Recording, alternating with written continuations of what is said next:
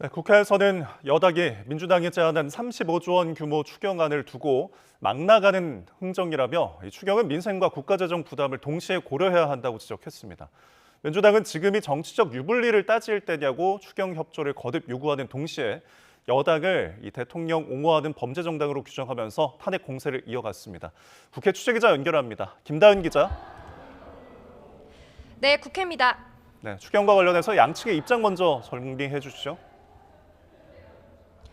네, 권성동 원내대표는 민주당이 포기하겠다던 민생지원금을 이름만 소비 쿠폰이라고 바꿔서 가져왔다며 라벨가리 추경안으로 규정했습니다. 만약 이 막대한 예산이 이재명 대표의 개인 돈이라면 이렇게 막 썼겠느냐며 정작 본인은 경기도지사 시절 빵값이 아까워서 법인카드를 사용하지 않았느냐고도 주장했는데요. 관련 발언 들어보시겠습니다. 민주당이 국가 예산에 대한 기본적 개념과 책임이 없다는 증거입니다. 시장에서 콩나물 한 봉지를 살 때도 이렇게 막 나가는 흥정은 하지 않습니다. 반면 민주당은 여당이 나라 살림보다는 어떻게 하면 야당을 괴롭힐까 궁리만 하는 것 같다며 시쳇말로 나라 망치자고 하는 일 같다고도 비판했습니다. 민생지원금이 추경을 못하는 이유라면 얼마든지 포기하겠다며 더 나은 대안을 제시해보라고 여당의 공을 넘기는 모습입니다.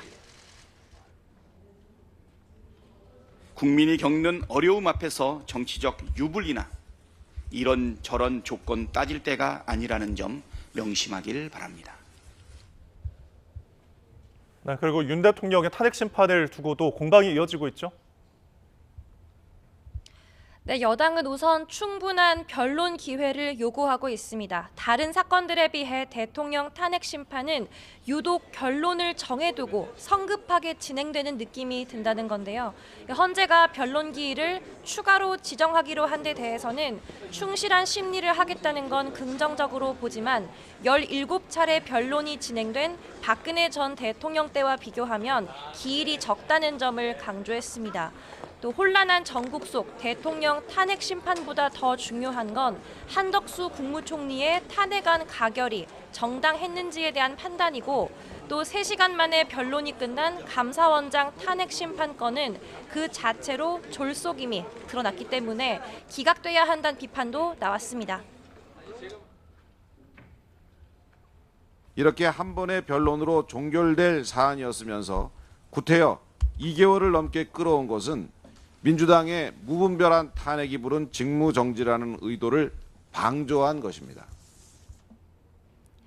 반면 민주당은 조태용 국정원장이 계엄 전날 김건희 여사와 문자를 주고받은 사실을 인정한 점을 파고들며 계엄의 김 여사의 그림자가 어른거리고 있다고 주장했습니다. 그러면서 윤 대통령 부부의 공천 개입 의혹이 포함된 이른바 명태균 게이트도 재점화하며 이는 계엄 선포의 직접적인 원인이기도 해서 특검이 필요하다고 거듭 강조했습니다. 이어 연루 의혹이 제기된 여권 인사를 겨냥해 명 씨가 거짓말을 하고 있는 거라면 오히려 철저히 수사해 억울함을 풀어야 하지 않겠느냐고 논리를 폈습니다.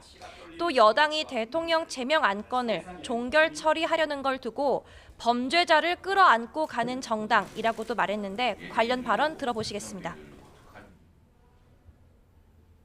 헌정질서를 파괴하는 이 중대범죄자를 그대로 끌어안고 동조하고 가는 당이 보수 정당 맞습니까? 이건 극우 정당도 아닙니다. 범죄 정당입니다. 네, 끝으로 사흘에 걸친 대정부 질문 오늘 마무리되죠? 네, 지금 교육, 사회, 문화 분야 대정부 질문이 진행되고 있습니다. 참석 대상은 교육부와 문화체육관광부, 고용노동부, 법무부, 행정안전부, 방송통신위원회 등입니다.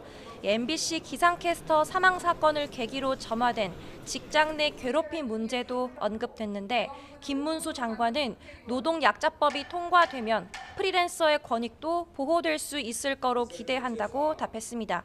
또 윤 대통령 부부의 공천 개입 의혹을 포함한 명태균 씨 수사 상황도 거론됐는데 법무부를 상대로 김 여사 소환 여부와 계엄 선포와의 연관성에 대한 질의도 이어졌습니다. 조금 전 대전 초등학생 피살 사건 질의도 있었는데 이주호 장관은 교육부 차원에서 대전교육청 감사를 곧 시작할 거고 진상과 책임 규명을 분명히 할 뿐만 아니라 CCTV 설치 같은 학교 안전 전반도 개선해 나가겠다고 답했습니다. 지금까지 국회에서 YTN 김다현입니다.